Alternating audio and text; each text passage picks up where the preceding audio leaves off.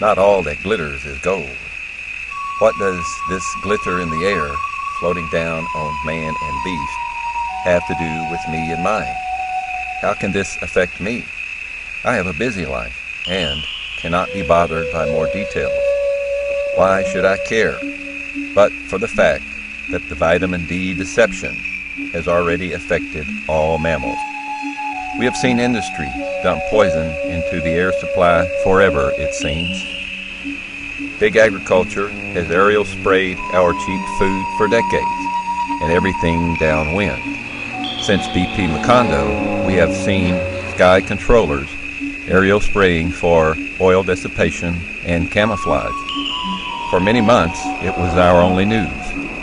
It was a perfect example of military-industrial cooperation. Maybe this spraying is the equivalent of the perfect war on America. Planes with invisible bombs, subtle collateral damage, and no one in authority seems to know a real answer or is accountable. What makes this high-altitude aerial spraying different that should concern anyone? Well, one good reason to think about: why is it not openly talked about that someone is spending and making mountains of money doing it? Hundreds of planes spraying all around the world.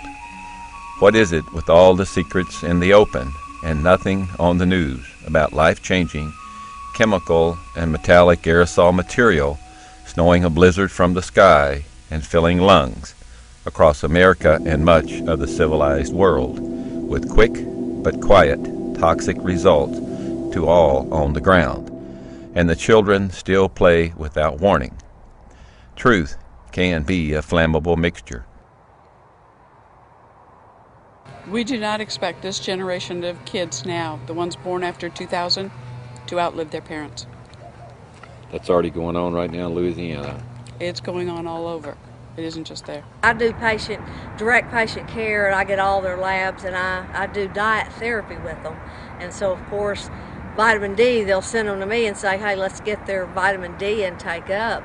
You can't do it with food. What's the situation with vitamin D and the people that come in here? We're finding now that about 90% deficiency rates. Because when they come in, some of them are so sick they can hardly walk through the door. And it's chronic fatigue, fibromyalgia, heavy metal toxicity, environmental illness, and whatever other label you want to put on it. Almost every single one of them is deficient in vitamin D and iodine. That's right. And who are you and what do you do? I am a physician, internal medicine, alternative care. You know, every year we do a big health fair here and check people's blood work. And so I've been doing that for, maybe 8 years or so. So, that's maybe 600 people. I've probably had 3, maybe 4 people. Certainly, you can count on one hand out of that 600 the amount of people that have had a normal vitamin D level. Over the past probably 2 years, I have tested several hundred people for iodine. Only 4 have come back normal. Same story in Amarillo. Out of 600 people, 4 were normal for vitamin D and iodine. 4 out of 600. Now, I probably had 6 to 8 that were normal in vitamin D. Every patient that I've seen that has had their vitamin D level checked has been low. It doesn't matter whether they're in the sun, out of the sun, use sunscreen, don't use sunscreen, whether they're fair skin, dark skin, it doesn't matter. And most of them have been severely low. A level of around 11 to 13 is generally what I see, which is severely low. And I've never yet seen a patient check that did not have a normal, or that did have a normal vitamin D level. Explain vitamin D as a hormone, and explain how it is the system driver basically, and what can go wrong if that's not in our bodies. Well, it controls many of your functions. But is it a vitamin? No, it is a vitamin that acts as a hormone, which some of your vitamins do. So it's kind of both, but it's involved in bone formation. Without vitamin D, you're not going to lay down bone. In fact, you'll break down bone. It's involved in so many processes that if you don't have it, you're going to be very sick. And I think that's And in speaking with a former nutritionist and in reviewing the former reports, just even 15 to 18 years ago, maybe 1 out of every 100 clients had any sort of toxic metal or any toxicity. Now we have 99 out of 100 with toxic levels of either lead, mercury, arsenic, cadmium, or aluminum, or the combination of both. Another example of untold news or public information which the public needs to know about to make good decisions. This is a NOAA National Weather Service website. Seems innocuous, but the unspoken reality is in the term base reflectivity, seen on this site. No public explanations, only those allowed the knowing know that this means amount of sunlight reflected by aerial sprayed reflective material that shows up in our weather radar, yet local stations report real clouds and natural rain. Nothing is farther than the truth in these skies. Some weathermen now call the white haze skies filtered sunlight, but we are not told what the filter is. Let's continue the deception story with a definition of what might be behind or above the sky changes in America and around the world. Corporatism. Corporatism is a system of running a state using the power of organizations like businesses and trade unions that act or purport to act for large numbers of individuals. Corporatism came from 1930s fascist Italian politics.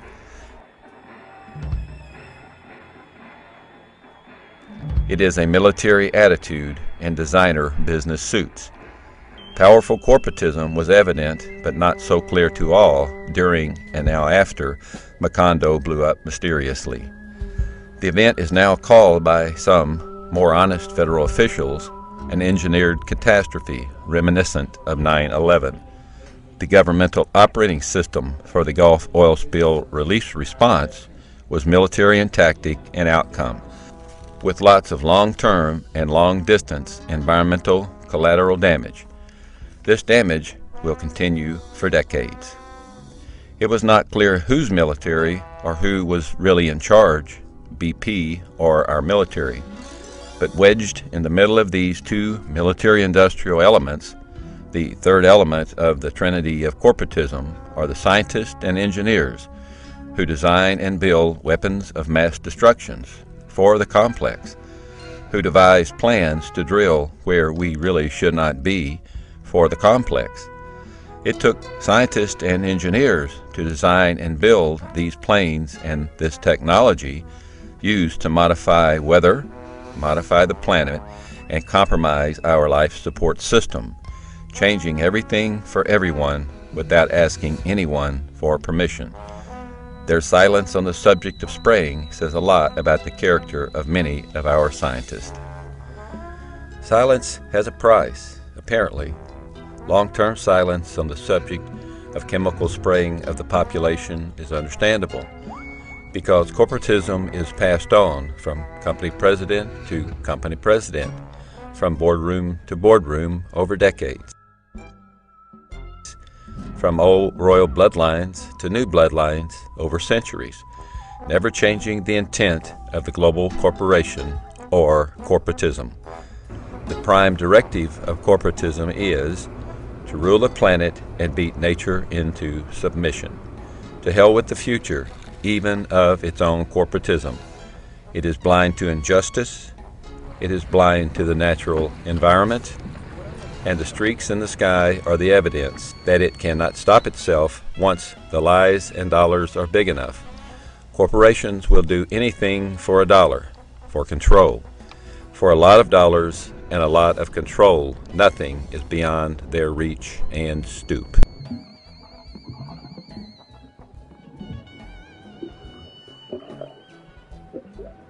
CNN just reported on high-level dispersal activity at 15, 20, 25,000 feet. I have a report today from airline pilots that there's multiple areas, crosses, and X's in the sky.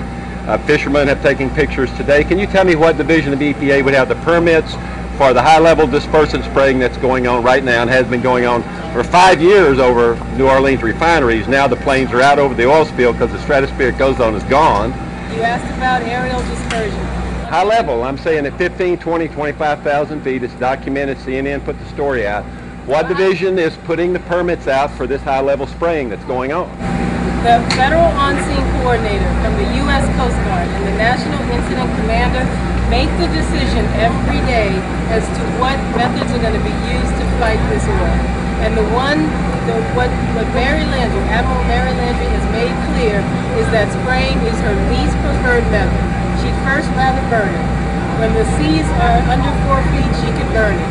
She would rather skim it and try to catch it. But she's allowed the high-level spraying over refineries for 5 years to fill in the ozone holes. You're not answering my question. Sir, What? You have a question. I do. I'm not prepared to answer. We should take nothing for granted.